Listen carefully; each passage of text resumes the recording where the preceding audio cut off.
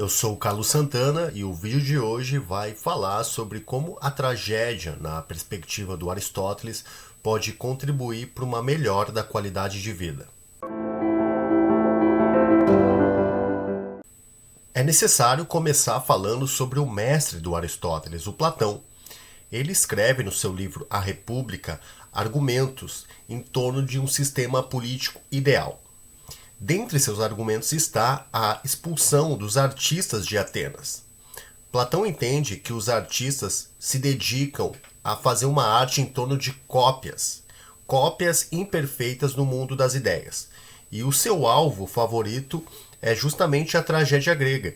Ele entende que essa tragédia, quando traz conflitos dos deuses, traz os chamados maus exemplos para a sociedade, desviando a população da verdade, dos conceitos ideais para viver dentro de uma república, de um sistema político saudável.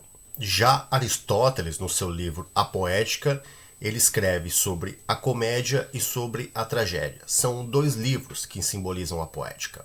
Porém, a parte da comédia perdeu-se. Nós temos noção do que ele quer dizer ali porque há fragmentos da noção de comédia lá no livro A Tragédia. Então Aristóteles defende a tragédia como uma ferramenta pedagógica, contrariando o seu mestre Platão. Aristóteles critica Platão em seu dualismo, que sai do mundo sensível em direção à verdade que está no mundo das formas.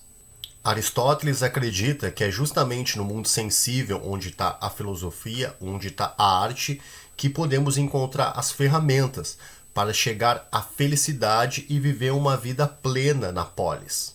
Ele vê valor e acredita na mímesis, contrariando Platão. Ele entende que imitar é uma característica do ser humano e é justamente o que diferencia o humano de outros animais.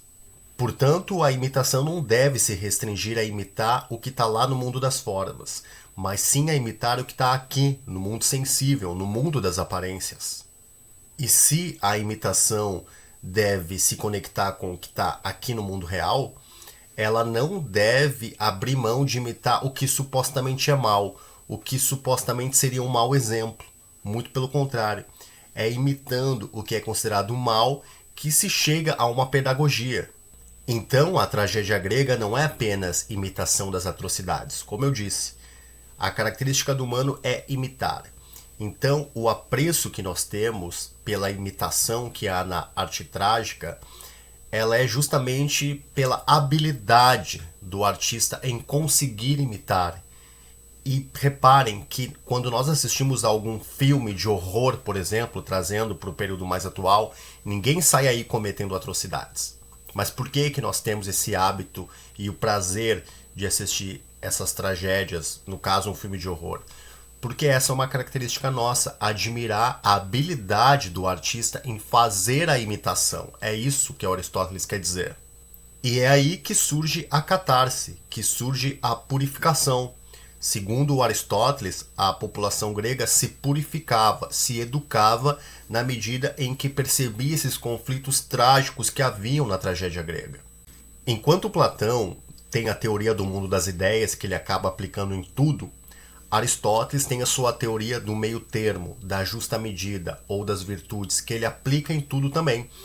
E ele entende e percebe que nas tragédias gregas não há o vício, ou seja, não há aquele personagem que é apenas bom o tempo inteiro, que seria um personagem viciado, né? E nem aquele personagem que é mal o tempo inteiro, que seria um outro polo do vício. Ele percebe que há um meio termo, que não há heróis e que também não há maldade o tempo todo. Então as pessoas se educam quando compreendem a dualidade do ser humano dentro das suas relações. É quando paramos de romantizar ou quando paramos de idealizar que vamos nos purificando, compreendendo e aceitando determinadas características das pessoas.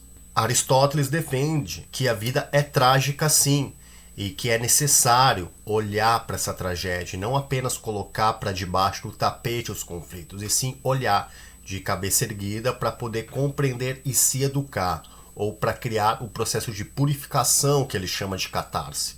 E é justamente na tragédia que vamos encontrar a teoria do meio termo e a purificação, porque lá na comédia nós temos o que eu chamei de vício, né? Brinca-se com o que é problema da sociedade, não se leva a sério.